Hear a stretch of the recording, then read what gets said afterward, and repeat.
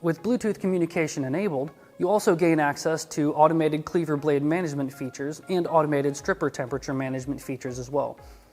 First, make sure that the Bluetooth communications is enabled by going to Home, then Other Settings, then Bluetooth. In the Bluetooth settings menu, make sure that Bluetooth is turned on for the splicer, cleaver, and stripper. Exit to the Ready screen and select Add Cleaver or Add Stripper to initiate pairing with each device. While you're in the Pairing with Cleaver or Pairing with Stripper screen, hold down the Link button on the cleaver or stripper until the blue LED starts blinking. This indicates that the device is in pairing mode and can connect to the splicer. Shortly after the device enters pairing mode, you should see the serial number of the device appear on the screen of the splicer, then touch to pair. When pairing is successful, the blinking LED will remain steady for a few seconds before turning off. Press Reset, then go to the Ready screen, where you can now see the paired device along with its information.